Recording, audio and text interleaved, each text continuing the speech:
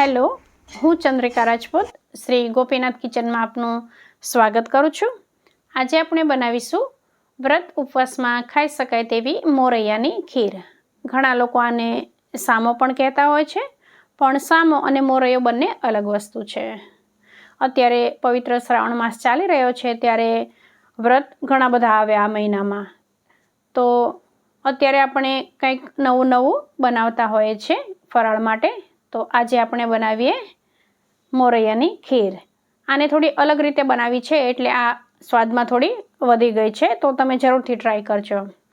તો એના માટે અડધાથી પણ ઓછી વાટકી એટલો મેં મોરૈયો લીધો છે અને એક બાજુના ગેસ પર 500 ml દૂધ લઈ અને ધીમા ગેસ પર ગરમ થવા માટે રાખી દીધું છે। મોરૈયાને 2 થી 3 પાણીએ સારી રીતે ધોઈ લઈશું અને બધું પાણી નિતારી લઈશું। હવે ગેસ ઓન કરી અને ગેસ પર આપણે કઢાઈ રાખી દઈશું। કઢાઈમાં આપણે 1 ચમચી જેટલું ઘી લઈશું। ઘીનો આપણે વધારે ઉપયોગ આમાં નથી કરવાનો। તમે જાડા તળિયાવાળી કઢાઈ અથવા નોનસ્ટિક કઢાઈ લેજો, જેથી કરીને આ આપણે ઓછા ઘીમાં મોરૈયો શેકવાનો છે, એટલે નીચે ચોંટી ના જાય। આ મોરૈયાને આપણે લો ટુ મીડિયમ ફ્લેમ પર 8 થી 10 મિનિટ માટે શેકવાનો છે। થોડી વારમાં જ આનો જે આપણે ધોયું છે એટલે પાણી જેવો ભાગ છે એ બળી જશે અને દાણો એકદમ છૂટો થઈ જશે। આમ તો ખીર મોરૈયાને શેકીને નથી બનાવતા, થોડી વાર પલાળી અને ઉકળતા દૂધમાં નાખીને બનાવે છે, પણ આવી રીતે તમે ટ્રાય કરજો, આ ખીરનો સ્વાદ થોડો વધી જશે। તો થોડી વાર પછી તમે જોશો તો આવી રીતે એક દાણો છૂટો થઈ જશે અને સુગંધ પણ આવવા લાગશે, થોડો કલર પણ ચેન્જ થઈ જશે। હવે આવી રીતે લો ટુ મીડિયમ ફ્લેમ પર 8 થી 10 મિનિટ મોરૈયાને શેક્યા પછી આપણે દૂધ ઉમેરવાનું છે। તો દૂધ પણ આપણું ધીમા ગેસ પર ઉકળી રહ્યું છે, એટલે વધારે ઉકાળવું પણ એને નહીં પડે। હવે આ મોરૈયો સારી રીતે શેકાઈ ગયો છે। હવે આમાં આપણે દૂધ ઉમેરી દઈશું। અહીંયા મેં ગોલ્ડ દૂધ આવે એ લીધું છે, ફૂલ ફેટવાળું, એટલે આપણી આ જે ખીર છે એ વધારે સ્વાદિષ્ટ લાગે।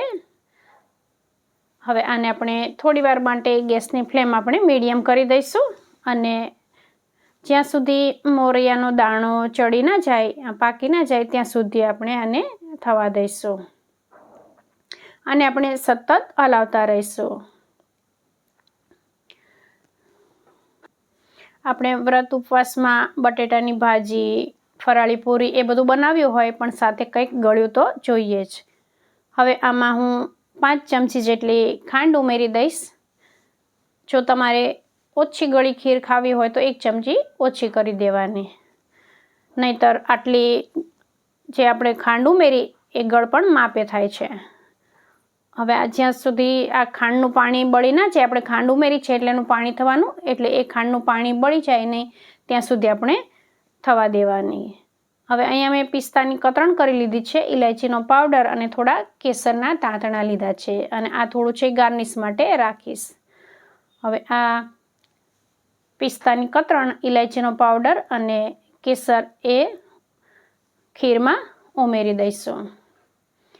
આપણી ખીર તૈયાર થઈ ગઈ છે। મોરૈયાનો દાણો સરસ ચડી ગયો છે, એટલે હવે આપણે ગેસને બંધ કરી દઈશું। હવે આ ખીર તમે ગરમા ગરમ ખાશો તો પણ મજા આવશે, અને ઠંડી કરી ફ્રીજમાં રાખી અને ઠંડી ખાશો તો પણ મજા આવશે। હવે ખીરને આપણે આવી રાખવાની છે। જો તમારે પાતળી રાખવી હોય તો થોડું દૂધ વધારે ઉમેરવાનું। હવે આ ખીરને આપણે એક બાઉલમાં સર્વ કરીશું।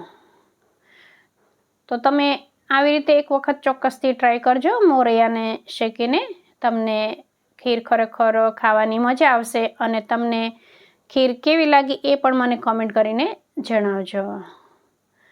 અને જો તમને મારો આ વિડીયો ગમ્યો હોય, આ રેસીપી પસંદ આવી હોય તો એક લાઈક કરી ફ્રેન્ડ્સ અને ફેમિલી સાથે શેર કરજો। ચેનલ પર નવા હોય તો સબસ્ક્રાઈબ કરવાનું ભૂલતા નહીં। ફરી મળીશું આપણે એક નવી રેસીપી સાથે, ત્યાં સુધી આવજો।